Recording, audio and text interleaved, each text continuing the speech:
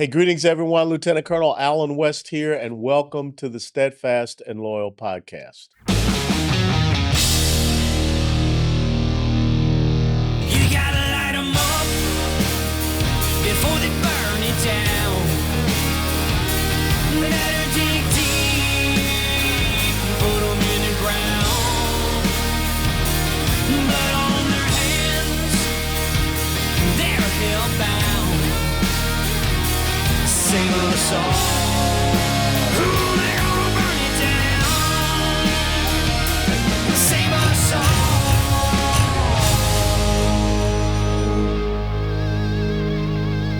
before they burn it down.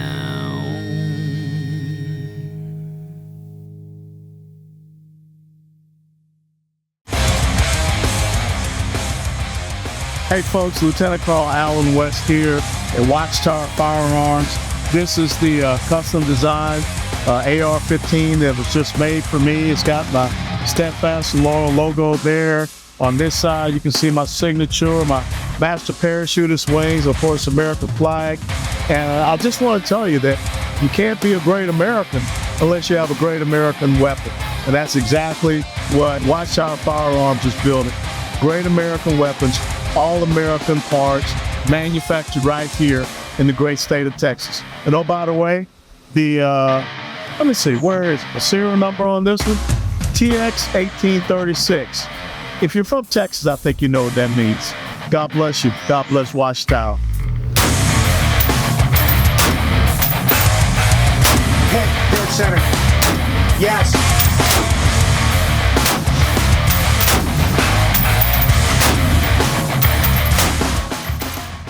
Hey, greetings, everyone, and welcome back to the Steadfast and Loyal podcast. You know, one of the things that I learned early on from my parents that education is the great equalizer.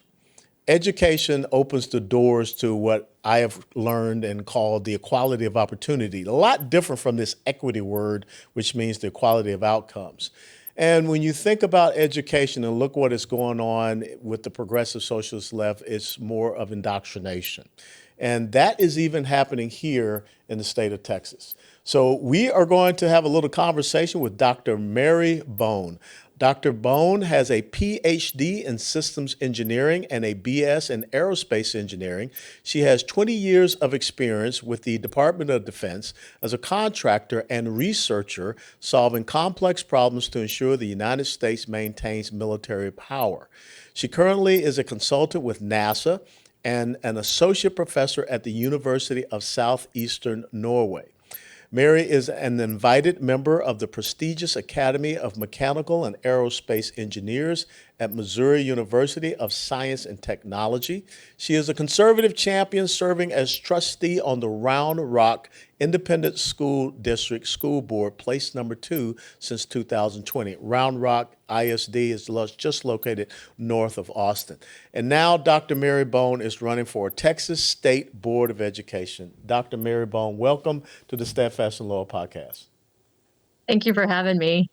Well, let's talk about this. I mean, with this incredible background that you have in, systems engineering and aerospace engineering, and all the things that you've done, what piqued your interest in getting involved in the realm of education? Because, normally you would think that you have a PhD in, secondary education, adult education, childhood education, but no, you come from a STEM background.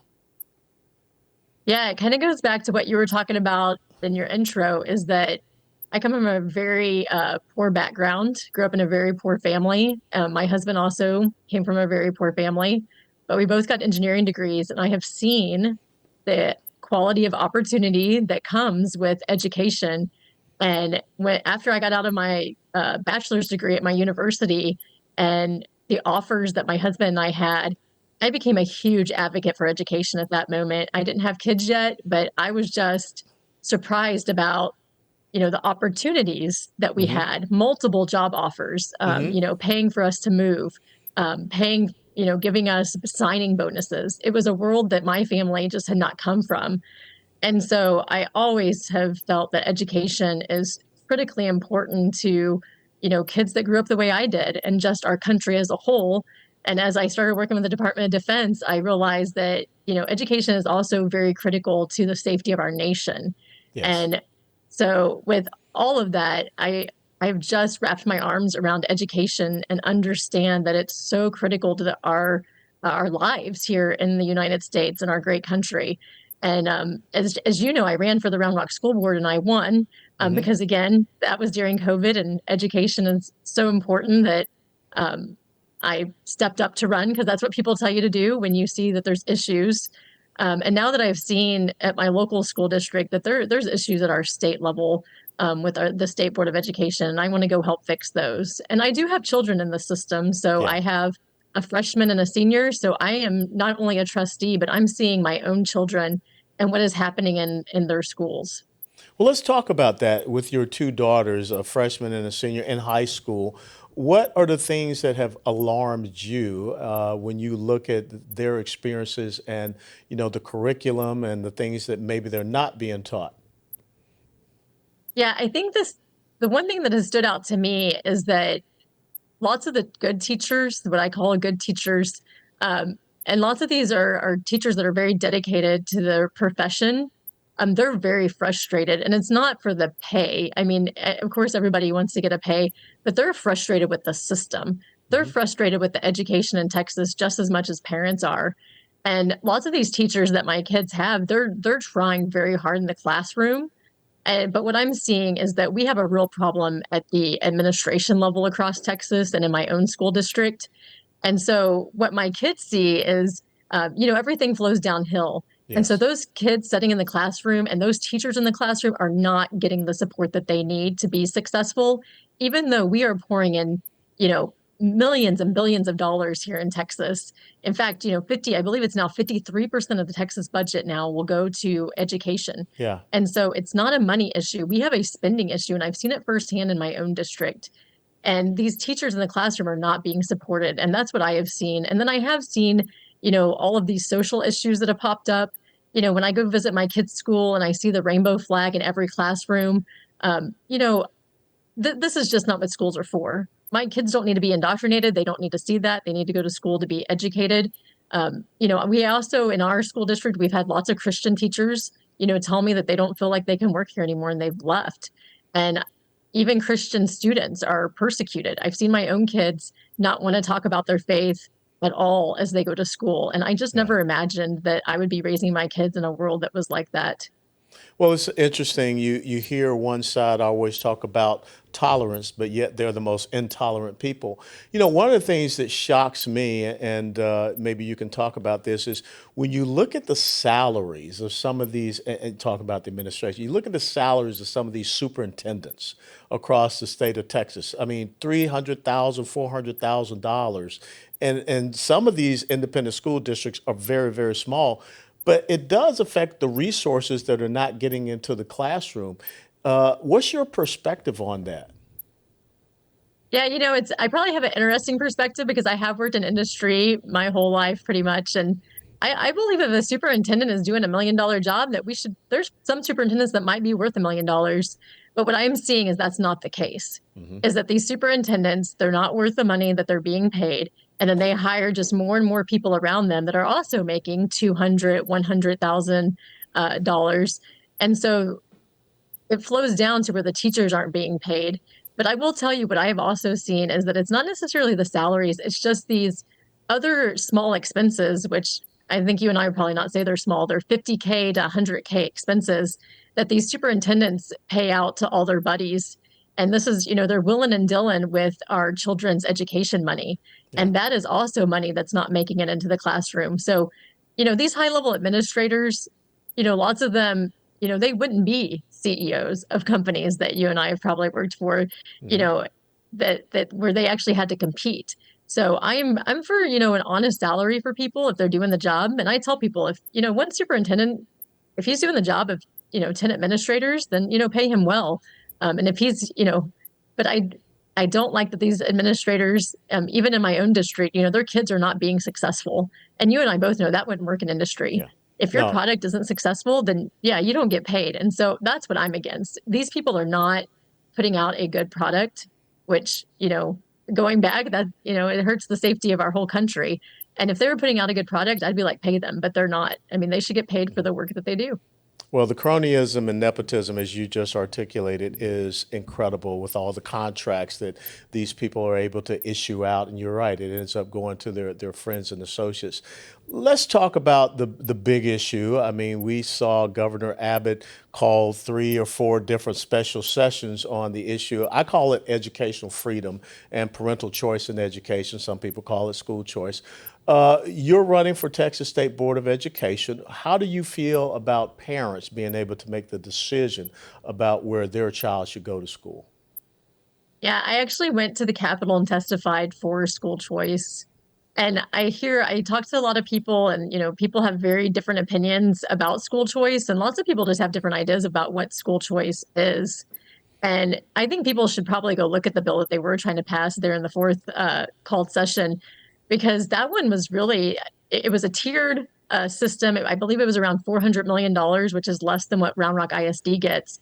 And it was really to help, special education students that were having issues in their district. They were going to get the first, pot of that money to go and have school choice. And then it went to Title I schools that were failing, I believe, or actually made but any failing school, and kids that were socioeconomically disadvantaged. And then it just went to socioeconomic disadvantaged students. So, it wasn't even full school choice yet. And, that wasn't able to be passed. But I went and testified because what I have seen as a trustee is appalling. It would shock, I think, most people, that what I have seen and how I've seen parents treated in the boardroom. We go into a closed session, these parents come in, and I'll tell you the drastic difference. We'll have wealthy parents come in, and before they even sit down, they're already talking to us, and they're telling us that they're letting us know their child doesn't even attend our school district anymore. And they're just here, to go over a grievance and just to, make this right or try to make it right, but their kid doesn't even attend our schools. Then you'll have a parent come in. Lots of times it's, a single mom or just a family that doesn't have the ability to put their home for sale. Because like you mentioned, we live in the Austin area. Yeah. And if you didn't buy here, 10 years ago, you really can't move. I mean, you have to either move out or you can't really move inside of Round Rock. And so these parents will come to us and, they're in full tears already. And they look at us and they think that we're a group of their peers, the 7 of us trustees, and they think that they're going to listen. The administration usually does not bring either the teacher or the principal or whoever, the grievance is against. They do not come. The administration brings their lawyers. They bring the high level administrators, and they bring no to little evidence.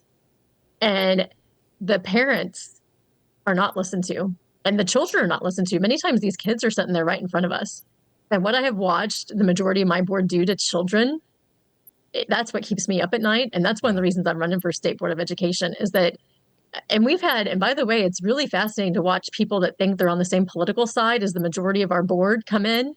And they think, they sit down with confidence that, my peers are going to hear me. I believe the way they do. I've actually, some of these people have written really nasty letters about Trustee Weston, the other conservative trustee, and I, and we're the ones that end up advocating for them. And they just, you can tell the parents, they don't understand what's going on. Yeah. And I hate to tell them that it's the cronyism. All these people are making deals, and they just believe whatever the administration is telling them, and they don't dig in. And they're ruining some children's lives. And so those children should have school choice. There's many times that I wish I could just say, hey, here's your whatever amount of money, go to a different school, go get your kid help. Because kids can't wait a year or two. No, they can't. Yeah. Especially after what happened in the COVID season where, a lot of these kids got set back a year and a half, maybe some even 2 years. And that's going to be hard to make up. Let me ask you this question. If we were to give Texas education a letter grade, A, B, C, D, F, where would you put Texas education and explain why you would give them that grade? Yeah, I would probably put Texas as a D.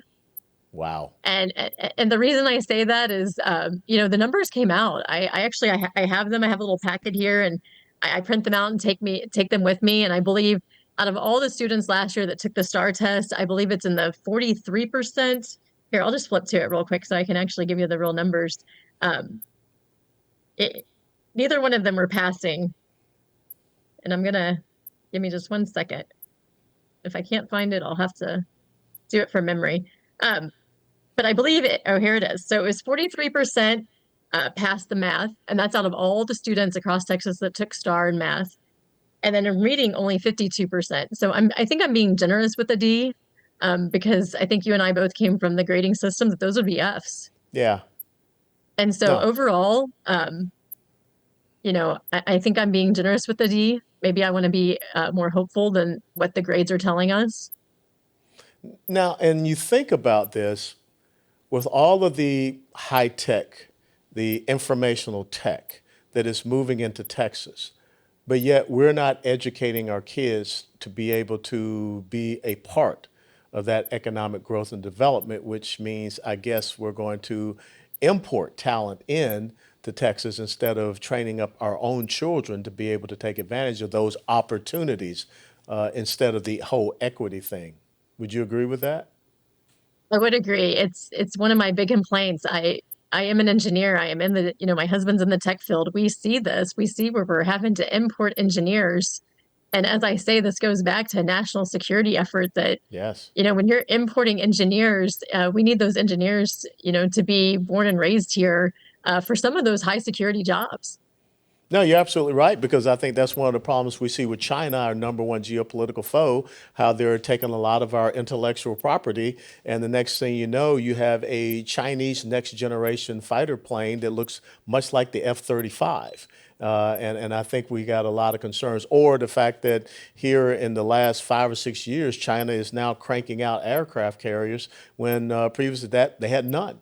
So, this aspect of science, technology, engineering, and math is important to our national security as well. And like you said, when you look at Austin and you look at Tesla, who has moved down there with the electric vehicles, and even up here in Richardson, Texas, which is another tech hub, we're not preparing and training our children to be able to go into that. So let me ask you, explain to people, because most folks really may not understand the Texas State Board of Education.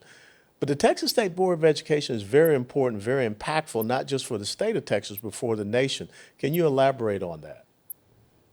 Yeah, so the State Board of Education, I think even some of its members may not know what they do. But when I went to run for when I went to run for this position, I actually went to all the statutes, in Texas, and I actually searched State Board of Education, started walking through all the different laws that they actually have, not just what the Texas Education Agency tells TEA, or that TEA tells the SBOE what they have or what they can do, but one of the largest things that the State Board of Education does do is the TEKS, which is the Texas Essential Knowledge and Skills. And, my opponent will tell you that they don't get into curriculum, but they do. They obviously, the TEKS are the base of all of Yes. the curriculum that people are going to use in the classrooms. And so that all the TEKS are approved by the State Board of Education. So this is the minimal set of what all the students in Texas have to learn. And obviously, I think you and I would both agree that whatever those TEKS are not currently working. Our students aren't prepared. They're not coming out. And then I would say that they're also not being taught those TEKS, right? Because that's what the STAR tests them on, these Texas Essential Knowledge and Skills.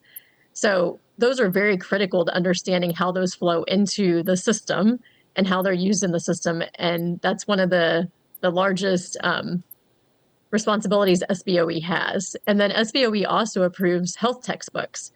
And for many years, that may not had as big of an impact, but now there was just a bill passed, 1605, and now there's money tied to approving for school districts using these health texts, or not just health textbooks, but any of the textbooks that are approved by the State Board of Education.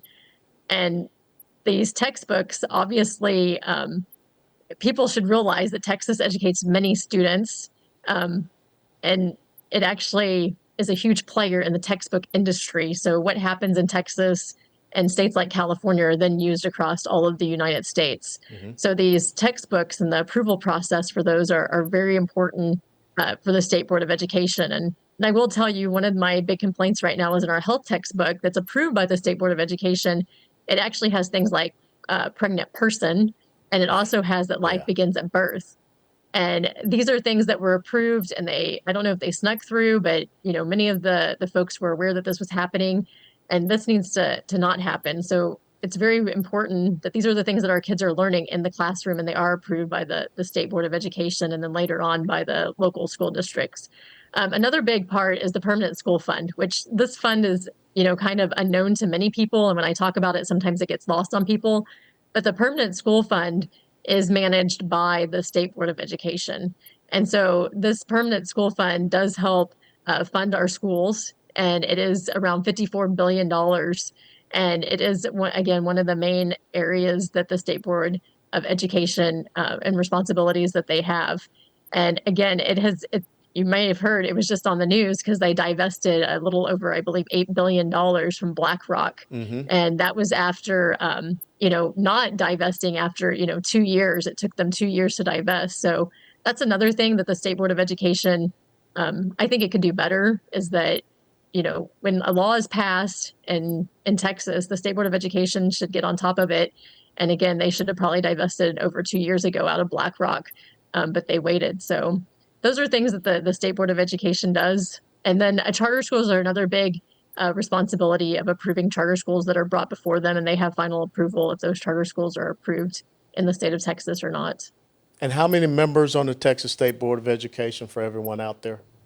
Yep, there's 15 that represent the whole state of Texas. We all represent about 1.9 million people. So I have 27 counties in the area that I'm running in. So, yeah. So, what's the furthest northern county? What's the furthest eastern, western, and southern county for your State Board of Education district? Yeah, I tell people it's a horseshoe around Austin and Bastrop County. So I have all the way down to Kerr, Kendall, and then I kind of circle all the way up to Mason and Bell County.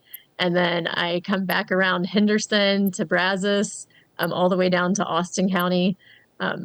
So big area. You'll be traveling a lot. I can't let you go without asking you this, because I have two daughters. They're 31 and 27 now. You have two daughters, as we talked about. Does this assault against Title IX cause you much disturbance, and it's just disconcerting? I see athletics as part of the well-rounded education of our young people, and I see it again as, an incredible equality of opportunity for young women. And I remember, I went to the University of Tennessee, and, Pat Summitt was the women's basketball coach there, and just seeing how women's basketball has taken off and where it is today. But yet we have an administration that is going to undermine Title IX. What are your thoughts on that? Yeah, I played basketball in high school. It was my passion, and I blew out my knee, and then I decided not to play college ball, but I was definitely playing at a high level. And I look back, and people used to say, oh, you play like a boy. And even back then, and I was one of those girls that I played a lot of pickup games with boys. And lots of times the mediocre boys could beat me. And it was very frustrating because I, put a lot of time and effort into my skill. And I was one of the, I won tons of awards as a girl. And then, these boys that were just kind of mediocre on the boys team could beat me. And so I've lived it, and it frustrates me. I mean, I have daughters, obviously, and one of them does play sports. And I would not want my own daughter playing against boys. Like I said, when I was playing against the guys in basketball, I would get injured so much more when I was playing against them because, and I'm 5'7", I weighed about 160. So I wasn't a small girl. And even then, the boys, they're just built different, especially, Physical. Yeah, it is. It's physical. And, I would not want my own daughters competing. And I mean, the whole reason for the title is to, give girls the opportunity to play sports. And it's baffling to me that the people that want opportunities for women are the ones that are taking it away from women. I don't think most of us can even understand their reasons. So They don't have a clear reason. It is a delusion, and it is a derangement that I don't think anyone can comprehend. Okay, you get the final minute and a half because, the Steadfast and Loyal podcast, is seen across the country. So I want you to address the audience and tell them why this position, Texas State Board of Education, is not just important here in Texas, but again, reiterate the importance that it has for the entire country. Yeah, the State Board of Education here in Texas, as I said earlier, we educate so many students here in Texas that anything that happens in Texas is going to affect the whole nation. And education, if Texas, if only 43% of our students can pass the standardized exam, what is happening to those other 50 plus percent of students? And again, this goes to national security. We have got to graduate students that can go in and do engineering, can do math, can do physics. And this goes all the way to, our national security effort and having students that can fill those positions and the high tech positions. And the other thing is, this is just for our own kids. We want them to be able to get these high paying jobs like my husband and I were able to. And this is the way to get, kids out of poverty in our country. And so the State Board of Education has the ability, they have a lot of power, not just in, what they're assigned by law, but obviously have a voice. I'm talking to you. People are going to hear this. State board members need to use their voice to advocate for the students in our public schools in Texas. And I always say, talking about the nation, but talking about Texas, we want to be number one in everything. Mm-hmm. And I don't understand why we don't want to be number one in education and why we don't make it happen. So it is critically important to the future. It's why I'm running for this position. And everybody, I think, intrinsically knows the children are our future. You and I one day will pass from this world and our children will still be here and they'll be the ones having these interviews. And they're going, whatever we have instilled in them is what they're going to have. And education is the greatest gift that we can give the next generation other than their faith. And so, I hope people, not just me, but I know people are rising up, but I think people across the nation, we need to understand how critical education is to our way of life. Amen. When is the election? November, general election? No, this one is, I'm in a primary runoff. So it's Oh, May okay. 28th with Oh, okay. early, So it's around the corner. Early voting starts on what, the 20th, I believe? yeah, May 20th to 24th.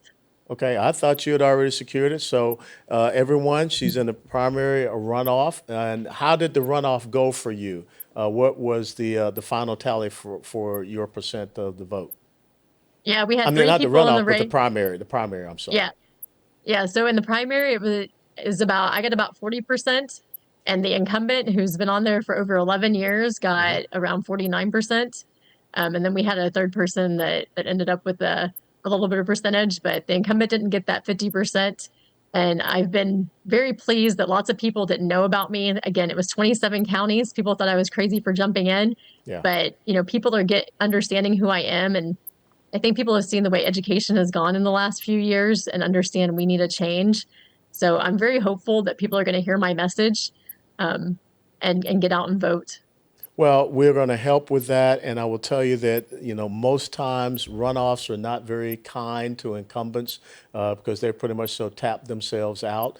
And it's very hard for them to get people enthused to come back out for them again since they didn't win in the primary in the first place. So I just pray that you can get that enthusiasm. And I will tell you that you have my full endorsement, and you can list that on your website, Lieutenant Colonel Allen West, because I came out of the inner city of Atlanta, Georgia, and the only way I was able to make it was that my parents were concerned about my education. So this is very critical and important to me. So how can people follow you? Give them your website and everything.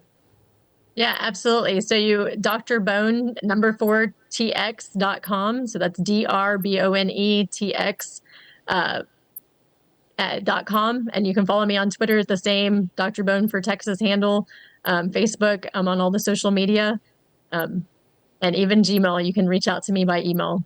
Thank you so much for the endorsement, by the way. No, it's my pleasure. Means a Look, lot. you have earned it, and you are running because of a sincere desire to make sure that education is preeminently important here for our future generations in the state of Texas. And when you look at those numbers, 42 to 43%, able to pass, and 57, what, 52%, 53. 53%, that's just abhorrible. And so we've got to do better for our kids. So I want to thank you, Dr. Mary Bone, for taking time to be with us here on the Steadfast and Loyal podcast. We wish you well. People, please get out there and support Dr. Mary Bone in this runoff election for Texas State Board of Education. What place is it that you're running for? It's District 10. District 10 of the Texas State Board of Education, and people from across the nation understand how important it is here in Texas. We don't want to see China coming in. We don't want to see, continuing to go out and look for other countries to send their best and brightest here to work in our tech industries because we're not raising the best and brightest, and then they take our technology away. And that does become a disadvantage for our men and women that are out there on the battlefield, as Dr. Bone articulated. So if you enjoyed this podcast, please click the like button and share it with others. And until next time, steadfast and loyal.